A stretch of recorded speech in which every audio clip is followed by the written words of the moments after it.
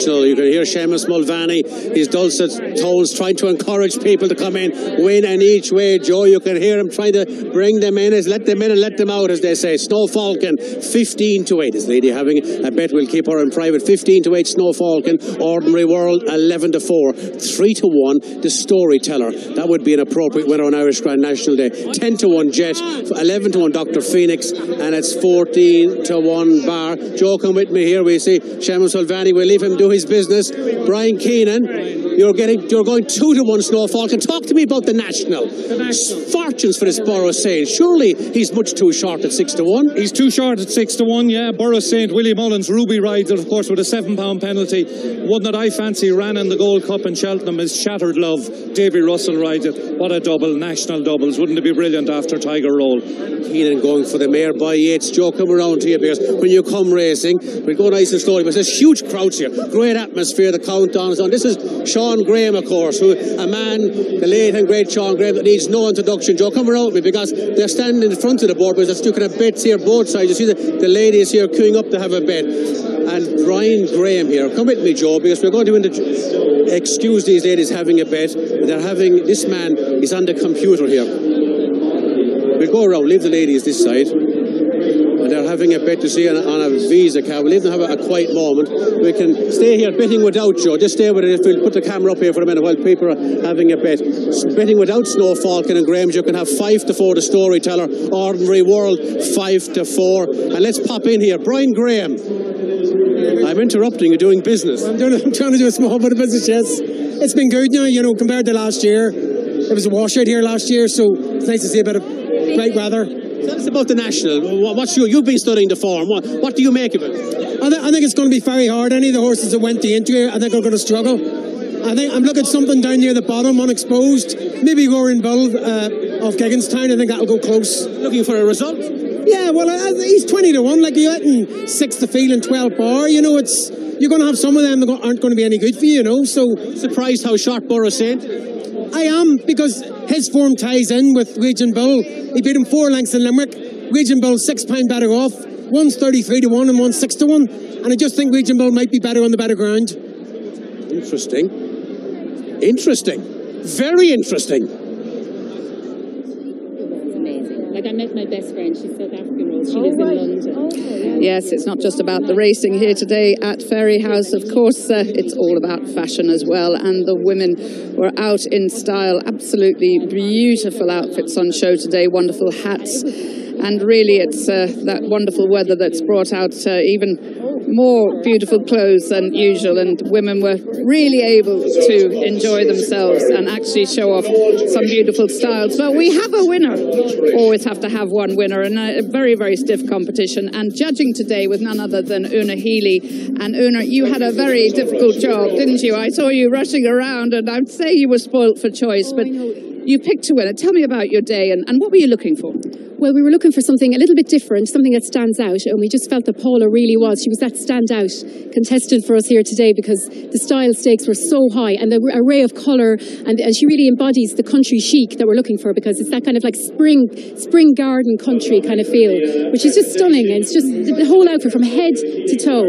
And tell us about your hat as well, because she made that herself as well. So Paula Gannon from Athlone, many, many congratulations. I know you were a Limerick Rose in 2001, so you're used to this sort of thing, but my goodness, you look spectacular. Many congratulations. Thank you so much, Tracy. I'm very excited to have won. It's such an amazing race. This is such an amazing race course, a racing event, and everybody loves it here at Easter. So to win it, I'm just so ecstatic. I'm over the moon. But you've been so clever, because first of all, tell us about the hat, and then I've got to find out about the shoes. They're amazing. So the headpiece I made myself. I'm an art teacher, but during the summer and during holidays, I come from a house. I've got my husband and my 2 boys are Eli is 8 and Ezra is 4. So trying to keep a bit of femininity in the house. So I dabble in making a few headpieces and things like that. So I made this. The suit I got in Kildare Village from Hobbs. My bag is a very old Coast bag, very old. My son told me I was bringing a navy one. I have a navy one in the car, and my older boy was like, "No, you got to bring the pink, Mammy." So I went with it. He said, "Because it really, really works." But the shoes you customised yourself. Yeah, so my shoes are Savida, and I added the little jewel pieces myself on the end last night. Yeah, so last minute. Well, you're such a deserving winner. It's a wonderful prize as well. I mustn't forget about that. Prize. I can't wait. Myself and my husband love American country music. We just love it. And we're going to Nashville, so I'm so excited. And to stay in Dunboyne beforehand, exquisite. It's just amazing. Such an... Dunboyne Castle Hotel is a wonderful hotel. I hope you really, really enjoyed it all. You deserve it. Una, great to see you here again. And enjoy the rest of your day. You can go off and have a glass of champagne now and relax. Well done, ladies. Well done. Well, looking ahead to our feature race, of course, the Irish Grand National, I'm joined by Tom Lacey, who's one of only two English-based runners in this race with Kimberlite Candy. And the ground might be a little bit of a concern for you today. Is that fair to say, Tom? Yeah, I mean, it's better forms on the softer surface, but I had a good walk around about 12:30, and they've done an amazing job. It's safe. It's like a billiard table out there. It's a credit to them, really. He comes into the race with some really good form, especially in the Eider chase. Yeah, he ran really well in the Eider, and Richie just felt that maybe the ground wasn't quite soft enough on that occasion, but he did get very tired, and I just wondered if he's not quite ready for those real marathons yet. So I think coming back to 3 mile 5s, it's a plus.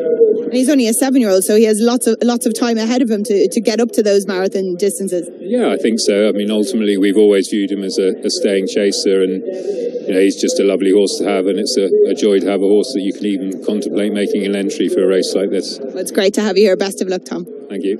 Thanks. Best of luck to Tom. Michael D in the foreground there, enjoying the sunshine here in the National, which is about 40 minutes just over away from us. This is Snow Falcon that we have a look at first, and I think he's the likely winner. He's the Kerry National winner. He's fresh. He's won his last 2 starts. He's threatened to be a good horse for a long time, and he really looks like he's got it together. He was placed in the Galway Plate as well. The Storyteller is the highest rated horse in the race. He's a Grade 1 winning novice. We'll all remember when Album Photo carried out Finian's Oscar. This horse was the fortuitous winner at Punchestown last year. He ran no kind of race in the Ryanair and is going to really have to recapture his novice form to beat Snow Falcon today. Next up is Ordinary World. Ordinary World is owned by Chris Jones, a huge supporter of the game, trained by Henry and ridden by Rachel. I think this could be this horse's day. He was a bit disappointing in Cheltenham last day, but he's very consistent and he's constantly there, and he deserves to get his head in front. Dr. Phoenix had a big shout here last year when he fell at the second last, but I think I don't know what happened to him the last day. He ran a stinker the last day for some reason behind Expatriatic Gordon. Maybe it's the ground, I don't know what. Before that, he ran well behind Cadmium, and he went on to win the Topham. If he could come back to his best, he has a big shout at 11-1. It's a pretty open race. Yeah, well, Jett, if he comes back to his best, he's got a shout, but he's not an easy horse to win with. Last time out, he was third behind Woods Well at Leopardstown back at the beginning of March, so he's quite a fresh horse. That was over 2.5 today, just a furlong shorter. Good prize this, €100,000 to be spread about for this field for the Devenish steeplechase. Crottu Boy has been a mighty servant for the Doyle family down in Wexford. He's a 7-time winner. He got no run in the Scottish National when he was stumbled after a fence early in the race and unseated Sean Flanagan. Harley Dunn takes over today. He probably would prefer softer ground, and he might be hunting for prize money.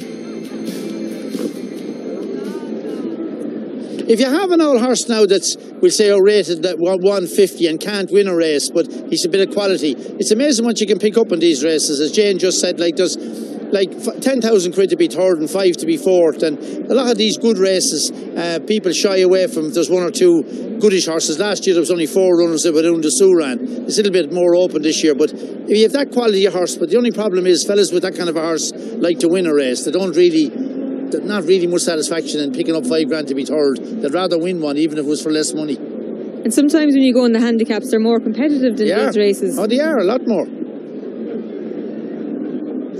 National winner, and also the winner, of course, at Down Royal in early November. He is bottled 2-1. Ordinary World 11-4 is the one that interests me. I know Tom says he hasn't a good strike rate, but he's back down in grade. We'll appreciate the nice ground. Henry's horse is in real good form, and we'll have the assistance of Rachel Black. But at 6 lengths second to Min in the early February was a good run, and he gets 8 pounds from the Storyteller, and 6 from Snow Falcon. The Storyteller 3 to 1, 7 to 1 Jett. Give me encouragement, Tom. I will give you encouragement. The market agrees with your assumption that this drop-in grade could be the trick for Ordinary World. He's got Rachel on board, and he might only be 1 from 15 over fences, but as you rightly say, normally he's used to being not quite good enough in grade 1s. This drop-in grade could be just the ticket. The other 2 for money, look at Jett, Mrs. Harrington's runner, 7 to 1 from 14 to 1. Big run, clearly anticipated. And the other one is the absolute outsider of the party, 14 and 16 from 20, Crosshue Boy, who only 9 days ago went all the way to Ayr for the Scottish Grand National. Radically different trip.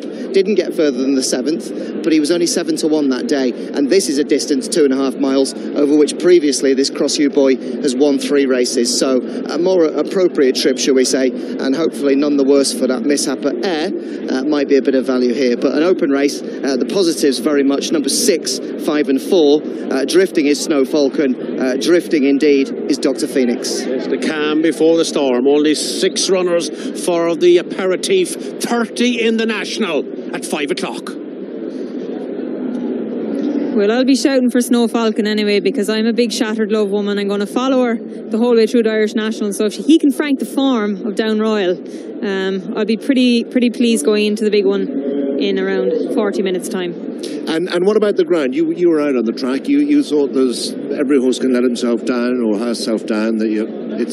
I'll be honest, Robert, I went out in my runners and the water seeped in over my runners coming down to the first fence. So I was pleased to see that. That was around 12 o'clock. Obviously, there's been a lot of drying since then, but there was a lot of moisture. They watered up until 10:30 this morning, which is a credit to everyone involved. There's no excuse. There'll be nobody coming in saying that the ground was too hard. It's very safe. I had 2 runners yesterday. They both pulled out this morning and stepped across the field there. We let them out. There wasn't a bother on. No sign of shortness or anything else. They were perfectly sound. But usually for horses running ground, it's a bit quick. They jog off you first thing, it'll be tight. They were perfect. There they go. Here's Richard. That's it, the racing for the Devenish Chase Grade 2 contest over 2.5 miles, the one before the big one. Just the 6 make their way on towards the first of 16 fences, and it is the sheepskin noseband of Jett who is prominent with the Storyteller, Crosshue Boy, and on the inside is Snow Falcon. Out wide is Ordinary World, and they're being followed by Dr. Phoenix as they all land safely over fence number 1 and begin their way into the straight towards fences 2, 3 and 4. The Storyteller is up on the outside of Jett. They're being chased by Crosshue Boy. Ordinary World just up on this one's outside. Snow Falcon down the inner. Dr. Phoenix, the back markers, they turn in to make their way on towards fences 2, 3 and 4 to bring them up to past the stands. Jett, Robbie Power, Jury Duty is waiting for him, being followed in second by the Storyteller and Davy Russell. They come together in the air there. Davy will be on Shattered Love. Not long now. Snow Falcon towards the inside for Sean Flanagan, Noel Meade. They have 2 per me. On the near side is Ordinary World and Rachel Blackmore. She'll be on our 12th fill. And then Crosshue Boy is next for Harley Dunn, the only rider here that won't be involved in the National. He was just touched off in the bumper yesterday, led everywhere except the line. He's on Crosshue Boy here. And Dr. Phoenix is last of all for Jack Kennedy on his 20th birthday. He will be on Gun Digger. So they make their way out over fence number 4. And Jett had a good look at it. Storyteller passes him in the air as they now go to race up to past the post. It's the Storyteller, fortuitous winner at Punchestown last year, but has recent form behind Kemboy and Bells Hill. Jett is towards the inside, the half-brother to Jeski, being followed towards the near side by Ordinary World. Had some decent form behind Simply Ned and Min before being somewhat disappointing at Cheltenham, but a return to his best form would throw him right into the mix here. Crosshue Boy, last runner coming down at Ayr, is next, and then being followed towards the inside by Snow Falcon. Haven't seen him since Down Royal, but he beat Shattered Love and Mona Lee on that occasion. Looks very strong form, and behind these is Dr. Phoenix, a faller in this race last year, but all safe so far as they climb out over fence number 5. And now they go to the first of the ditches, and it's Jett, the Storyteller, 1-2. Ordinary World is out wide in the stripes. Then the yellow sleeves with the black stars, that's Crosshue Boy. Towards the inside behind this one is Snow Falcon and Dr. Phoenix at the back of the field. So they continue on up now towards fence number 7, and it's Jett the Storyteller, Ordinary World, being followed by Crosshue Boy. Dr. Phoenix just outside, and Snow Falcon just tucked in, back marker of the 6, but they are pretty tightly bunched as Jett lands over this in front, and just landing on it a little there with Snow Falcon. Came up a little early for Sean Flanagan, but not too much harm done as they turn now at the top of the track to make their way towards fences 8, 9 and 10, and it is Jett the Storyteller, Crosshue Boy, Ordinary World up on the outside, and then Dr. Phoenix and Snow Falcon the back pair. The first of the fences at the top of the track, Jett leads from the Storyteller Teller in second. Dr. Phoenix has been slightly hampered over a number of his fences, no fault of his, but Cross You Boy, Ordinary World and Snow Falcon all jumping across each other, and he hasn't come out of it too well at least 3 if not 4 times so far throughout the contest. Heading now towards fence 9, and here's pricked. It is Jett, son of Flemonsworth. They're going to lead them over from in second, the Storyteller, and Dr. Phoenix, a mistake of his own doing there, no doubt, and he did lose notable ground there, and it's going to take a few lengths to catch that up as Jett goes out over the next from the Storyteller, then Snow Falcon, and they're being followed just in behind by Ordinary World. Cross You Boys behind them, and Dr. Phoenix, following that mistake, is the first one that shows notable signs of problems as they make their way past the 7 and on towards the 6th from home. And out in front, it's Jett from in second, the Storyteller. Ordinary World is up on the outside. Snow Falcon is just down the inside of Cross You Boy, and Dr. Phoenix has just about latched on to the back of them as they take 6th from home. Cross You Boy hit it hard and landed on the hind quarter of Ordinary World, and he's got to recover momentum as they go now towards the 5th fence from home, and it's about 5 furlongs also, and Jett just rolls on again off the front for Robert Power, being followed in second by the Storyteller, Davy Russell. Ordinary World up on the outside for Rachel Blackmore. Snow Falcon's gone 4 for Sean Flanagan, jumped that well and improved his position. They're being followed by Dr. Phoenix, and Jack Kennedy is getting back into it, and Cross You Boy and Harley Dunn now the one that are being niggled at the back. They make their way on towards the fence beat before the turn in. They've 4 to jump, and it's Jett from the Storyteller, Snow Falcon and Ordinary World. Dr. Phoenix just behind them, and Cross You Boy last of all, clearing this one. Jett's over from in second,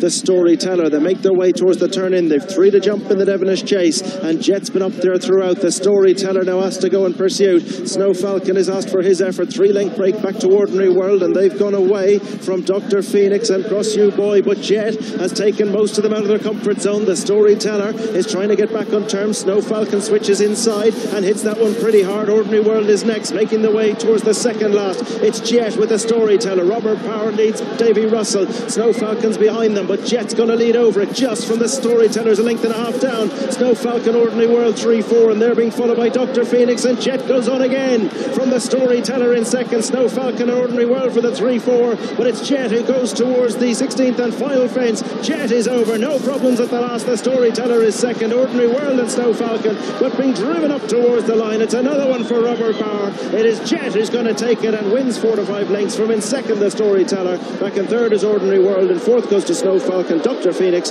is in front of the final finisher, which is Cross You Boy, but this one goes to number 5 in your card, owned and bred by Jared McGrath. It is Jett, the Flemons for the 8-year-old, trained by Jessica Harrington, ridden by Robbie Power. He's done it before in our Duke. He has jury duty, but Jessica has Whisper in the Breeze. They're both in form. Oh, it's a fabulous pot he's won, and he's a horse that isn't easy to win with, but by golly, he won this well. Yeah, Puppy's giving him a great ride as well too. This man is as good a man to ride over fences as you've ever seen. He gets a great tune out of horses. They're rarely, if he squeezes them up, they're usually in the right position. He's kidded this fella along, and he's given him a great ride, girls, hasn't he? Oh, every step of the way. And this horse can be awkward. Like, I mean, he doesn't always help you. Sometimes he lugs in and lugs out. The cheek feast is on him, and Puppy swishes sticking through into his left hand at the back of the second last, and give another one and away with him down as far as the last. But he was good everywhere. He made up his mind for him everywhere. Because if you don't, this horse backs off every step of the way, but he absolutely sluiced up today. He won well. Take a fair horse to beat him today now. He did it. I got everything, all his ducks in a row today, and he was really on song. Prick his old ears going to the line, loads left. He's a well-bred horse, as the lad said. He's a half-brother, maybe a full brother to Jetski, and from a great family. The McGraths have had all their lives, but Puppy got a great tune out of him and got every ounce out of him. He enjoyed it out in front, didn't he? He did. He didn't get taken on. Sally Ann, you're with Winning Connections. Well, Ted, I was just saying to Robert that after the last horse that I was walking beside, he was very small beside me. Jetson, much bigger stamp of a horse. Robert, he had a real step up in class today, and to win that easily in this sort of a race. Yeah, look, he's a horse that's always had an awful lot of ability. It's just mentally he's a bit slow. It wasn't the plan to make the run today either, and I knew he'd stay 2.5 really well, so I wanted to make it a bit of a stamina test. But he just takes a long time to warm to his jump, and he can be very cautious at 1 or 2. But in fairness, up the straight, when I needed him, he was long at the last 3, and he answered my calls. He was brave today. And it could be a horse now that the penny has finally dropped. He could be a really exciting prospect for next year. Oh, I wouldn't count on it just yet. He could do anything the next day. Look, he's got an awful lot of talent, and when things fall his way like that, he is a talented horse. Looking ahead, jury duty in the Irish National. He was going really well until he fell in the International just 16 days ago. Yeah, he was. I was very happy with the way he was going. He fell at the 19th. And look, Gordon's very happy with him. He came out of the race in good form. So, yeah, look, fingers crossed. He's got 11 stone 6 on his back, so it's not going to be easy, but he's got a bit of class. You know, he's a grade 2 winner as a novice, so fingers crossed. And the jockey in form as well. Well done, Robert. Yes, jockey in form and stable in form. Another win for the Harrington stable with Jett there, and I'm joined by Katie Harrington now. And Katie, he was good today, wasn't he? He was absolutely brilliant. Tracy, I don't know what you've done to him. You've been riding him out the last 10 days. So super, isn't it? Yeah, really, really good. I think he got all his conditions right. The way the race panned out for him, he got a nice easy lead in front, and things just went his way. So it was brilliant. I was wondering now when he was in front whether he'd keep going or turn it in, but no, he really did well, and Robert rode him beautifully. Absolutely brilliant. He jumped impeccably off that ground, and you know, he's from the family of jet ski and all that really, really good family of the McGrath families, and it's great that he gets his big day today. Wonderful for the owners, absolutely. And everything all right with Whisper in the Breeze? Yeah, couldn't be happier with him. He was in the stable yard earlier, and not a bother on him. He's out walking now, so fingers crossed for him and Paddy, and they might go one better than they did in the English National. Very, very best of luck. Thanks, Kate. Well done, well done. Oh, they have Whisper in the Breeze, number 23 in the National. Paddy Kennedy, about the 20-1 shot. They have won the Devenish steeplechase with 5 Jett, 14-1 this morning. Returned at 7-1 in the hands of Robbie Power. Beats the Storyteller 3-1 in second. Third, Ordinary World at 3-1. Beaten favourite number 2, Snow Falcon, sent off your 15-8 favourite. Now we're in countdown mode for the National at 5 o'clock. Less than 28 minutes to the National as Jett returns to the winner's enclosure with Jessica Harrington and Robbie Power. Of course, 19 years ago, Comanche Court won the National for Ted Walsh. Ted, of course, is any second now, who won the Key Muir at the Cheltenham Festival. Any second now will be bidding to emulate Omerta, who won the Key Muir and came on to win the Irish National. And we will be looking at Ted Walsh at any second now in more detail after the commercial break. So he's quite entitled to take his chance. It's a great pot, 500,000. It's the Irish National, irrespective of the money. The Irish National is a great race. It's a race you'd love to have a ride in if you're riding. If you're a trainer, you'd love to have a horse good enough to run it. And your ambition would be, if you couldn't win an English National or a Gold Cup, you take the Irish National any day.